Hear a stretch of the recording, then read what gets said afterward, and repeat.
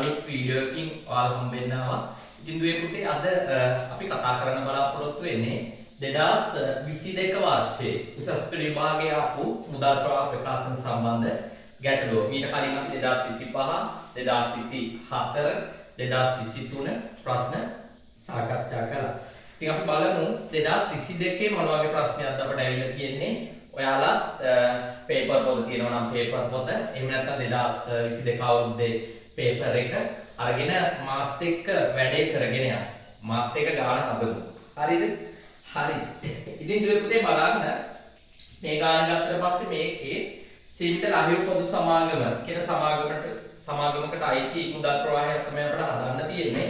ඉතින් මෙතනදී මේ ගානේ ගිණුම් කාලච්ඡේදය වෙන්නේ 2021 4යි ඉඳලා 2022 3යි 31 දක්වා ගිණුම් කාලච්ඡේදය. ඉතින් මේ කාලච්ඡේද දෙකට අදාළ නැත්නම් වාර්ෂික මුල සහ අග වක්කම් වගකීම් සහ හිමිකම් අපිට ලැබිලා තියෙනවා. ඊට අමතරව අතිරේක තොරතුරු ටිකක් අපිට දීලා තියෙනවා. ඉතින් මේ ටික ආශ්‍රය කරගෙන තමයි අපිට මුදල් ප්‍රවාහ ප්‍රකාශනය හදන්න තියෙන්නේ. හරිද? හරි. එහෙනම් අපි වැඩේ පටන් ගමුනේ.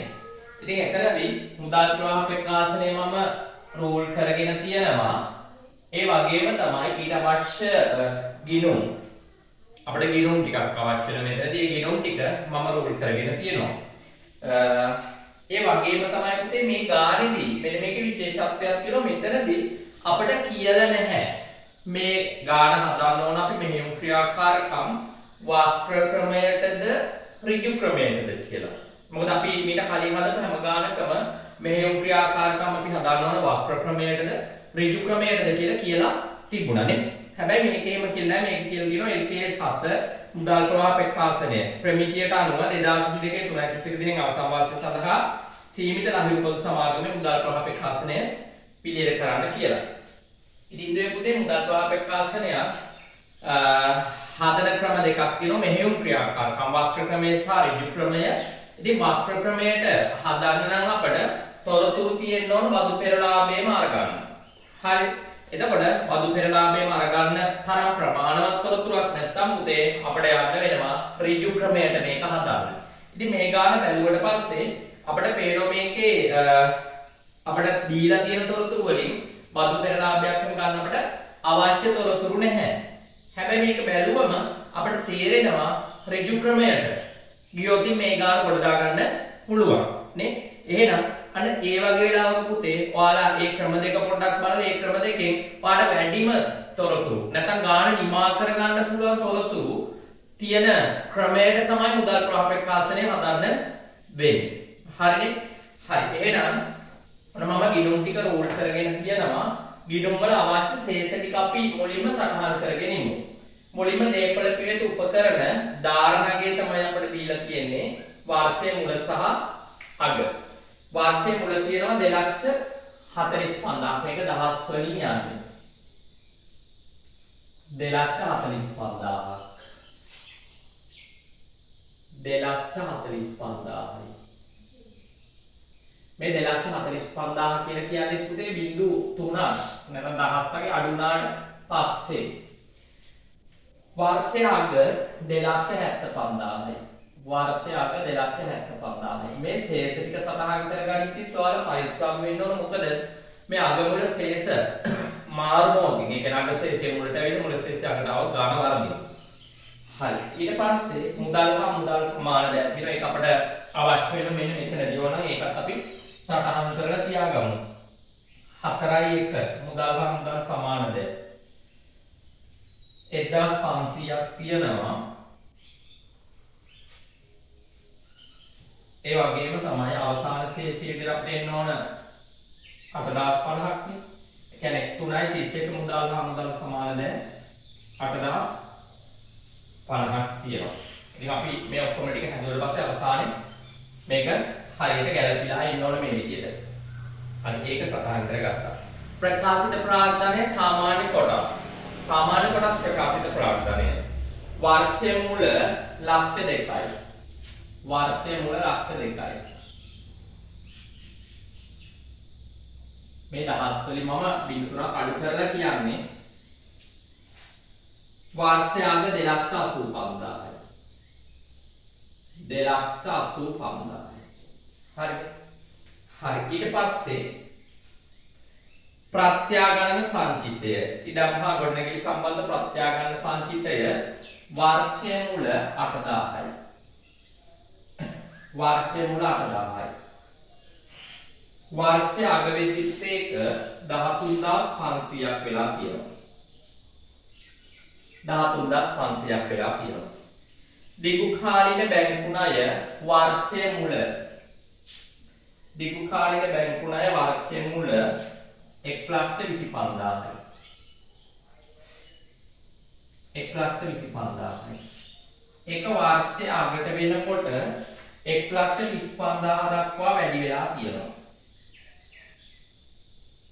වාර්ෂික අගට වෙනකොට 1,25,000 දක්වා වැඩි වෙලා තියෙනවා. ඊට පස්සේ ගෙවිය යුතු ආදායම් බහු වාර්ෂික මුල 7,250යි. වාර්ෂික මුල 7,250යි.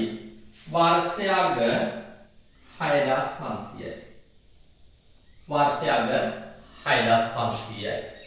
මම යාන්ත්‍ර ඉවත් කිරීම සම්බන්ධ නිගමනකුත් රූල් කරගත්තා. මේකේ තියෙනවා යාන්ත්‍රයක් විකිණීමක් සම්බන්ධ අතිරේක තොරතුරක්.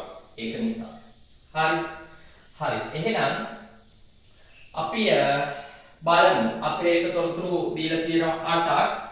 ඒ අතිරේක තොරතුරු 8න් මොනවද කියලා තියෙන්නේ? කොහොමද ඒවා මෙන්න මේ ගිණුම් එක ගැලපිලා මුදල් ප්‍රවාහ ප්‍රකාශන මෙහෙයුම් ආයෝජන මූල්‍ය ක්‍රියාකාරකම් වලට අවශ්‍ය තොරතුරු ගලපගන්නේ කියලා. හරිද? හරි. අපි එමුකේ පළවෙනි අතිරේක තොරතුරට. ඒකේ කියලා තියෙනවා මෙන්න මෙහෙම. 2002 3.31 දිනේ අවසන් වාර්ෂය තුලදී ගනුදෙනුකරුවන්ගෙන් එකතු කරගත් මුදල් රුපියල් 2,45,000ක් වූ අතර සැපයුම් කරුවන්ට ගෙවූ මුදල් 2,35,000. මම බිඳු තුනක් අඩු කරලා කියන්නේ. හරිද? 2,35,000ක් විය. අන්න මෙහෙයුම් ක්‍රියාකාරකම් විදි ක්‍රමයට හදනව නම් ගනුදෙනුකරුවන්ගෙන් අද මුදල් කියන්නේ පුතේ ණය ගැති ලැබීම. මෙහෙයුම් ක්‍රියාකාරකම් විදි ක්‍රමයට හදද්දී සැපයුම් කරුවන්ට සහ සේවකයන්ට. එතනදී සැපයුම් කරුවන්ට ගෙවූ මුදල් කියන්නේ ණය හිමියන්ට ගෙවුවා. සේවක වැටු කියන්නේ මෙහෙයුම් වියදම් වලට අයිති වියදම. හරිද? ඔකට මුදලින් ගෙවුවා තමයි ඒ දීලා තියෙන්නේ. ඊළඟ ඒ ටික මෙහෙයුම් ක්‍රියාකාරකම් වලට අපි අරගමු. ගනුදෙනුකරුවන්ගෙන් ලද මුදල්.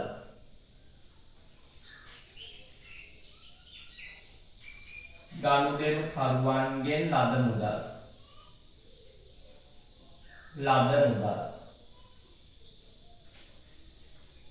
2,45,000යි. 2,45,000යි. ඊළඟට සැපයුම් කරුවන්ට සහ සේවකයන්ට ගෙවූ මුදල්. සැපයුම් කරුවන්ට සහ සේවකයන්ට ගෙවීම 2,35,000යි. ඒක ඔයාලා වරහන් කරලා දාගන්න. ඒක අඩු කරනවනේ. හරි. ඊට පස්සේ පුතේ ඔයාලා දෙවැනි අතිරේක තොරතුරට. ඒකේ කියලා කියනවා 2022 3.31 අවසන් වර්ෂය සඳහා ෂෙයා සහ ආදායම් බදු වියදම් පිළිවෙලින් රුපියල් 35,000ක් සහ 15,000ක් විය. මේ දීලා තියෙන්නේ පුතේ ෂෙයා ටික කාලත්‍යයට අදාළ ෂෙයා සහ ආදායම් බදු වියදම කියලා කියන්නේ උපජීත පදනම අනුව ගණනය වෙච්ච ආදායම් බදු වියදම. ඉතින් මෙතනදී මේ ෂෙයා ටික අපිට පුළුවන් මෙතන දේපල පිළිතු උපකරණ වල ධාරණගේ තියෙන නිසා මෙතන අනිවාර්යෙන් ෂෙයා කපා හැරීමේ ක්‍රමයට තමයි ෂෙයා ගිණුම්ගත වෙලා තියෙන්නේ. ඒක නිසා ෂෙයා ටික දේපල පිළිතු උපකරණ ගිණුමට බැහැ කරන්න පුළුවන්. ඒ වගේම තමයි ආදායම් ප්‍රකාශනයේ මාරු වෙච්ච ආදායම් බදු වියදම අපිට උපජිත නැත්නම් ගෙවිය යුතු ආදායම් බදු ගිණුමට බැර කරන්න පුළුවන් මාරු සටහනක් විදිහට. මාරු සටහනක් කියන්නේ ලාභ ගිණුමට මේක හර වෙනවනේ. උපජිත ආදායම් බදු ගිණුම බැර වෙලා ලාභ ගිණුම හර වෙනවා නේ. හරි. එහෙනම් මේ දෙක අපි සටහන් කරමු. අන්න ෂෙයා ටික 35000යි. මේ ෂෙයා ටික ලාභ ගිණුමට මෙතනින්ම කෙලින්ම මාරු වුණා නම් මෙන්න මේ විදිහට මාරු වෙනවා. දේපල කිරිත උපකරණ ගිණුම බැර ලාභ ගිණුම හර කියලා.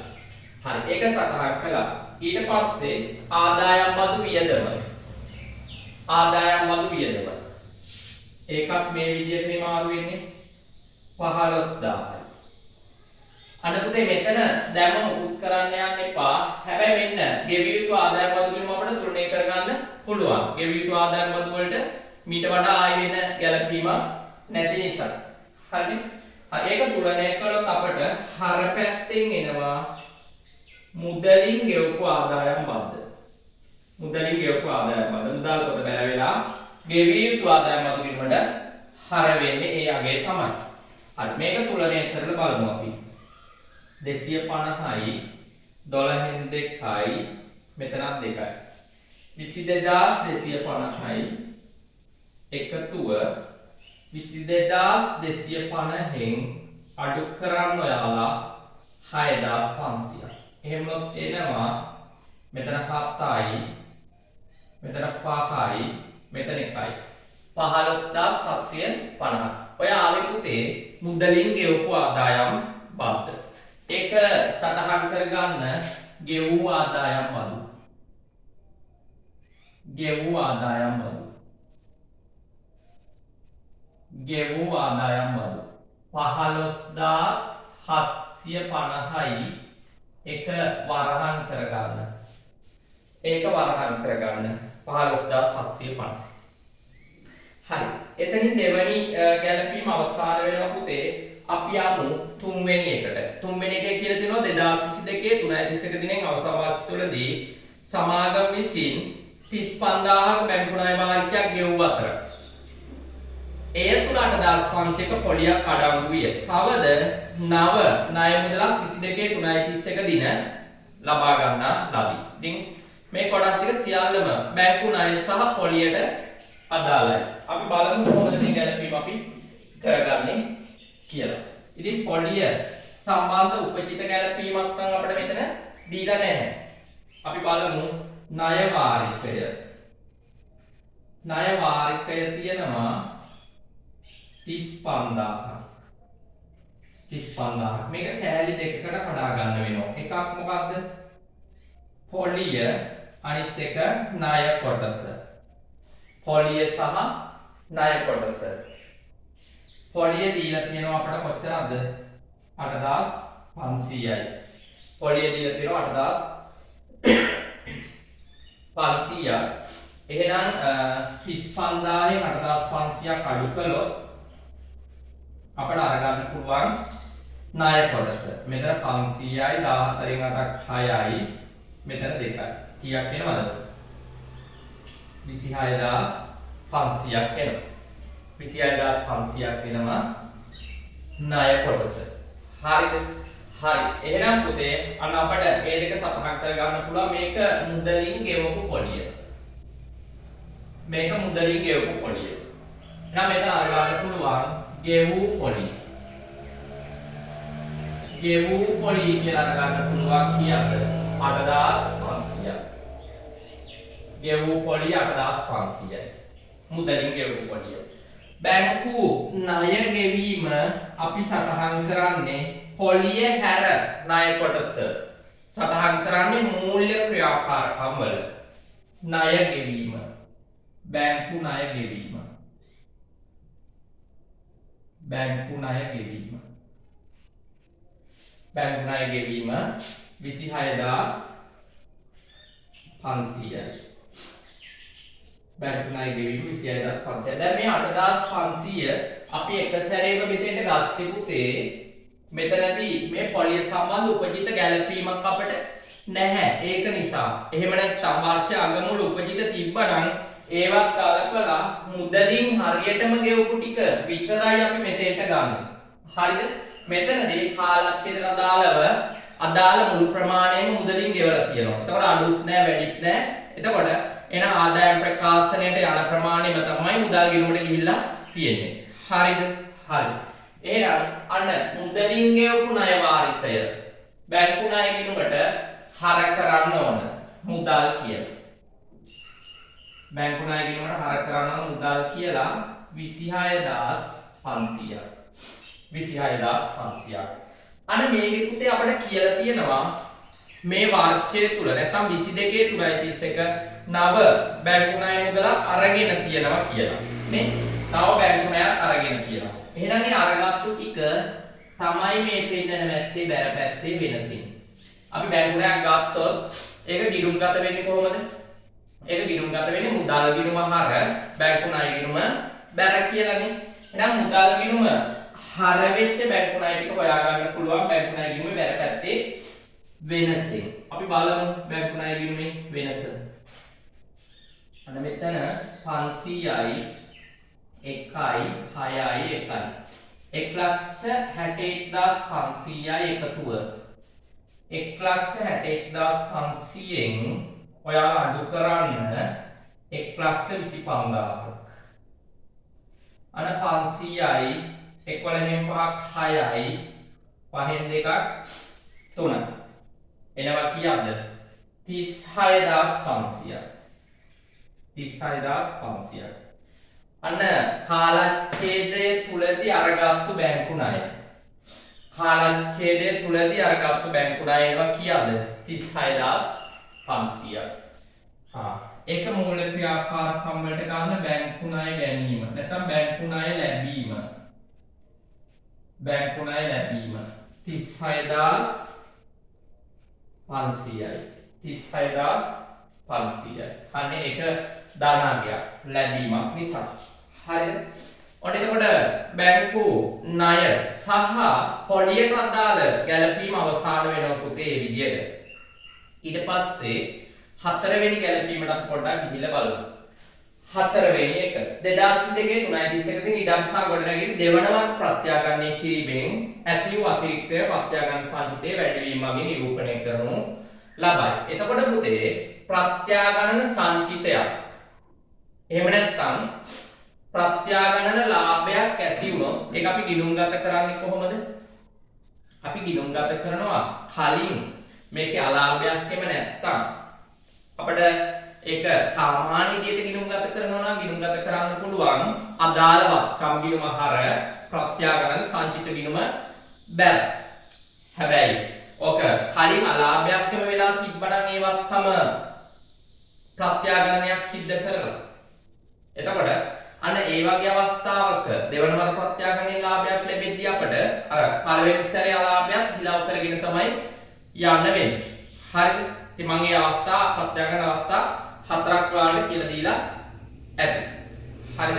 ප්‍රත්‍යාගණන අවස්ථා හතරක් වලට කියලා දීලා ඇති. හරි.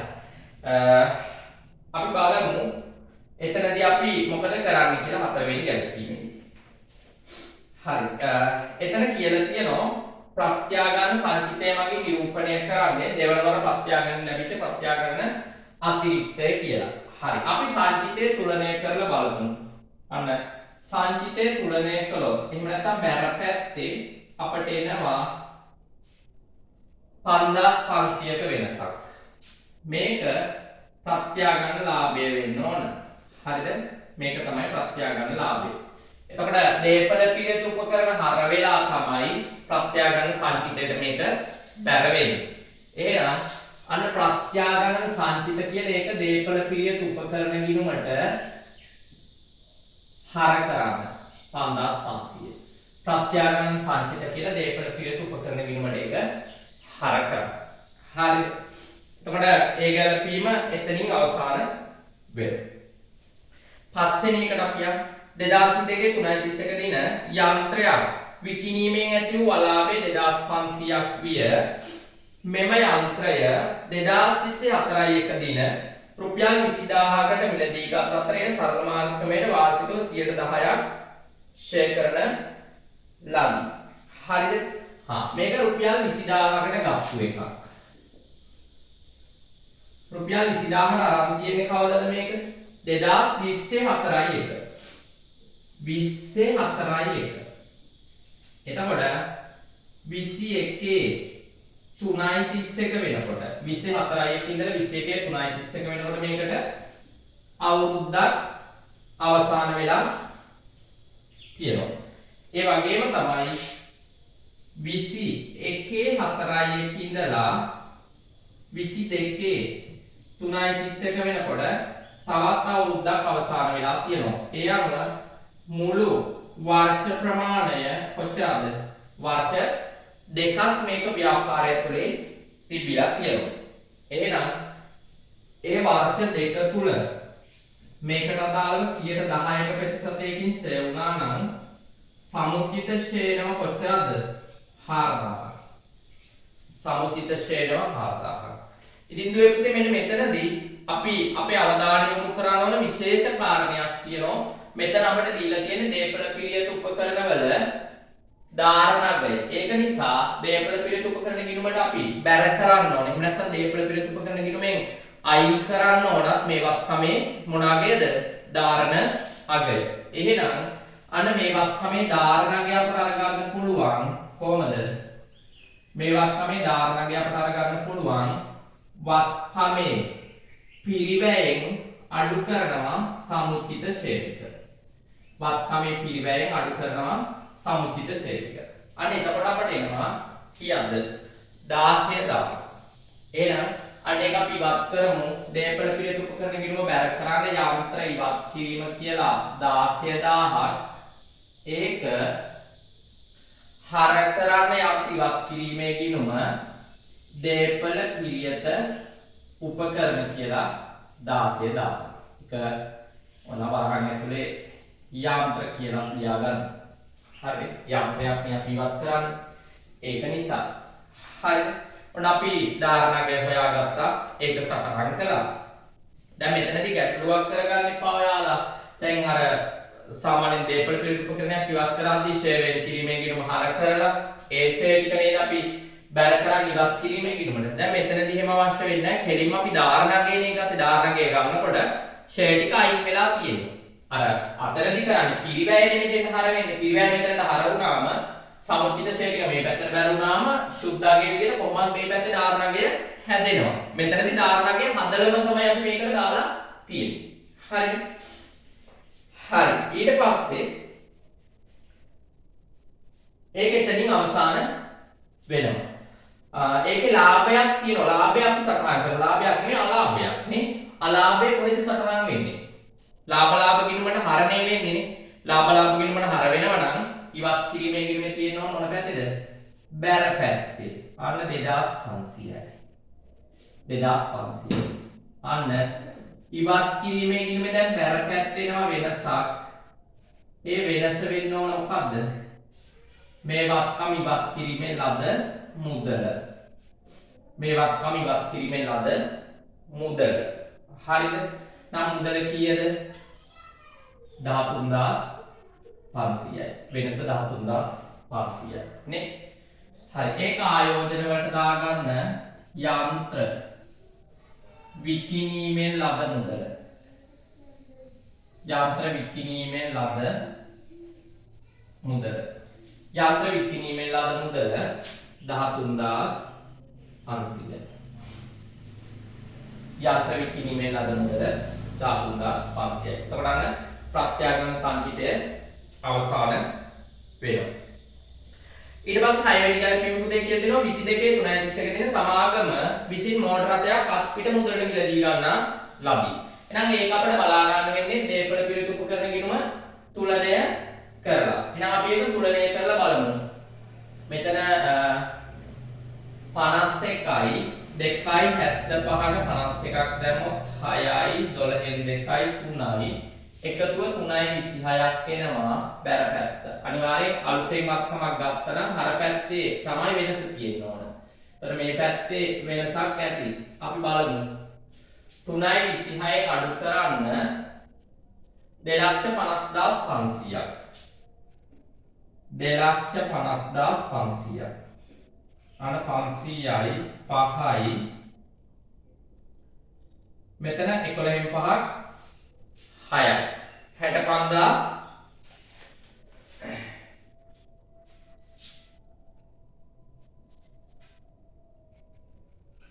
500යි මෙතන 5යි හරි 12 5 7 11 12 5 75500යි. මෝටර රථ මිලට ගැනීම එහෙනම් කීයක් වෙනවද? 75500යි. ඒක මුදලින් අරන් තියෙන්නේ. එහෙනම් මුදල් ගිණුම බැර දේපල පිරියත් උපකරණ හර. මෝටර රථ මිලට ගැනීම. මෝටර රථ මිලට ගැනීම 75500යි. ඒක වරහන් කරලා අරගන්න. ඒක වරහන් කරලා අරගන්න. හරි. හරි. ඊට පස්සේ හත් වෙනි ගැලපීම 2021 10යි 1 දින සමාගම විසින් 10000ක් රඳවාගත් පියුම් ප්‍රාග්ධනිත කරන ලදී. එහෙනම් කොහොමද ඒක කරන්නේ නැත්තේ? රඳවාගත් පියුම හර ප්‍රකාශිත ප්‍රාග්ධන බැර. එහෙනම් ප්‍රකාශිත ප්‍රාග්ධන කියනකොට රඳවාගත් පියුම කියලා 10000ක් බැර කරන්න. අන්න රඳවාගත් පියුම හර ප්‍රකාශිත ප්‍රාග්ධන බැර. තවද සමාගම 2022 1 දින මහජන කොටස් නිකුතුවක් සිදු කරලා අතර නිකුත් කළ සියලු කොටස් සඳහා මුදල් 22 ජනවාරි මාස තුලදී එකතු කර ගන්නා ලදී. සමාගම නව කොටස් නිකුතුවකුත් කරලා තියෙනවලු. ඒකට දාලා සියලු මුදල් සමාගමට ලැබිලා. එහෙනම් ඒක බලා ගන්න වෙන්නේ සාමාන්‍ය කොටස් ප්‍රකාශිත ප්‍රාග්ධන ගිණුමෙන්ම තමයි. ප්‍රකාශිත ප්‍රාග්ධන ගිණුමේ බැර පැත්තේ තියෙන වෙනසෙන් නියෝජනය වෙන්නේ අලුතෙන් නිකුත් කරපු කොටස් වල වටිනාකම. එහෙනම් මේක මුදල් ගිණුම හර වෙලා තමයි ප්‍රකාශිත ප්‍රාග්ධන ගිණුමට බැර වෙන්නේ. වෙනස එනවා හර පැත්ත 285යි නැත්නම් 285000යි. එහෙනම් 210000ට එකතු වෙන්න ඕන තව කොච්චරද? 75000ක්. අන්න කොටස් නිකුතුවෙන් ලද මුදල 75000ක් වෙනවා. එහෙනම් ඒක මූල ක්‍රියාකාරකමයට දාගන්න කොටස් නිකුතුවෙන් ලද මුදල. කොටස් නිකුතුවෙන් ලද මුදල. කොටස් නිකුතුවෙන් ලද මුදල් කීයද? 75000යි. කොටස් නිකුතුවෙන් ලද මුදල් 75000යි. හරි. ඉතින් ඒක එතනින් අවසන් වෙනවා. ඊළඟට අපි යමු 22 8 වෙනි ගැලපීම. 22 3.31 දිනෙන් අවසන් මාස තුලදී සාමාන්‍ය කොටස් සීමාවට 2200ක අතුරු ලාභාංශයක් ගෙවන ලදී. ලාභාංශ ගෙවීම මූල්‍ය ක්‍රියාකාරකම්. ලාභාංශ ගෙවීම. ලාභාංශ ගෙවීම 2200යි. එක වරහන් කරලා දාගන්න. ලාභාංශ ගෙවීම 2200යි.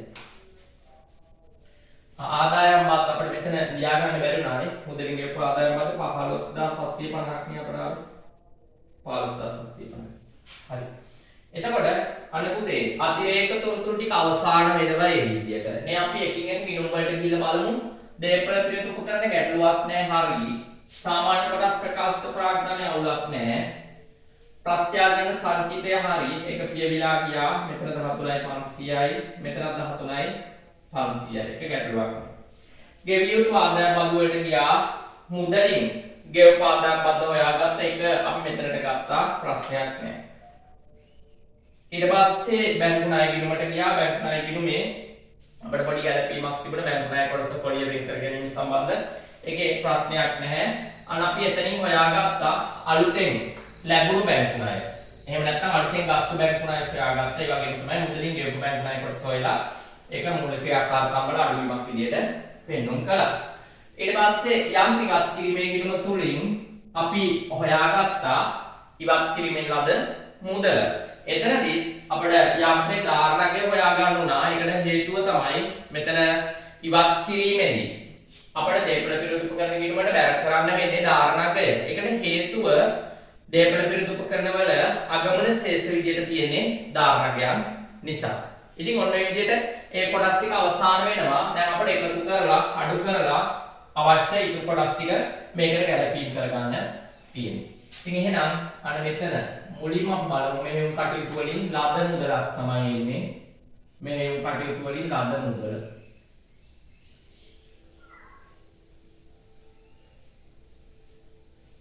ලද මුදල.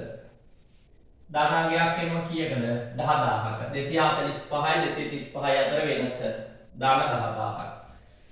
හරි. ඊට පස්සේ අන්න ඊළඟට බැලුවොත් නම් මෙහෙම කටයුතු වලින් උත්පාදනය වූ සුද්ධ මුදල් ප්‍රවාහයක් නෙමෙයි.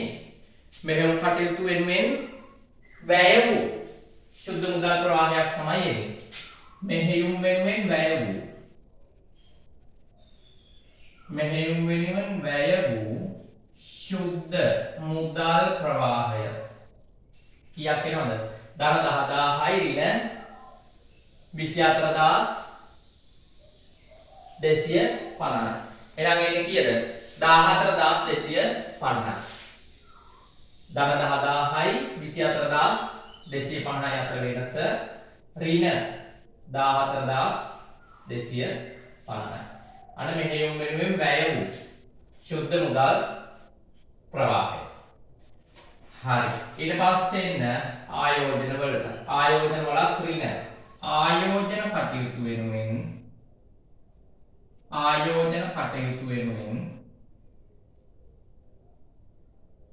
වැය වූ සුද්ධ මුදල් ප්‍රවාහය. ආයෝජන කටයුතු වෙනුවෙන් වැය වූ සුද්ධ මුදල් ප්‍රවාහය 75,500න් අඩු කරන 13,500ක් 0.2 6යි. කීයද? 62,000යි. ඒ ත්‍රිණ ක්‍රියාවලියක් එන්නේ. ඊට පස්සේ ආයෝජන නම් අපිට මූල්‍ය නම් අපිට බැලුමට පේනවා. මූල්‍ය වල නම් එන්නේ ලද මූල්‍ය කටයුතු වලින් ලද සුද්ධ මුදල් ප්‍රවාහයක් තමයි තියෙන්නේ. මූල්‍ය කටයුතු වලින් ලද සුද්ධ මුදල් ප්‍රවාහය. මූල්‍ය කටයුතු වලින් ලද සුද්ධ මුදල් ප්‍රවාහය. එතන බලමු අපි එකතු කළා 36යි 500යි 75,000යි 75,000යි. 11න් 1යි මෙතන 7යි 3යි 10යි 11යි. 1,11,500න් අඩු කරන්න 28,700ක්. එවනත් 15න් 7ක් 8යි. මෙතන 10න් 8ක් 2යි. 10න් 2ක් 8යි. කීයක් එනවද? 82,800ක් එනවා. 82,800ක් එනවා එක ධනාංගයක්. 82,800. අන්න ඊට පස්සේ මෙන්න මෙහෙයුම් කටයුතු වලින් සුද්ධ මුදල් ප්‍රවාහය, ආයෝජන වෙනුවෙන් වැය වූ සුද්ධ මුදල් ප්‍රවාහය, මූල කටයුතු වලින් ලද සුද්ධ මුදල් ප්‍රවාහය, ඒ ටික එකතුවෙන් අපිට මුදල් හා මුදල් සමාන දෑවල සුද්ධ වැඩිවීම හෝ අඩුවීම. මෙතනින් නම් අපිට පේනවා බැලුමට සුද්ධ වැඩිවීමක් තමයි තියෙන්නේ. අපි බලමු සුද්ධ වැඩිවීම කීයක්ද කියලා. සුද්ධ වැඩිවීම කීයක්ද කියලා අපි බලමු. 14,250යි 62,000යි කියන්නේ 76,250. එහෙනම් 82,000න් අඩු කරන්න 76,250. මෙතන අඩු කළොත් එනවා 750යි 11න් 6ක් 5යි ඔක්කොම එනවා කීයද? 5,750. 750යි 11න් 6ක් 5යි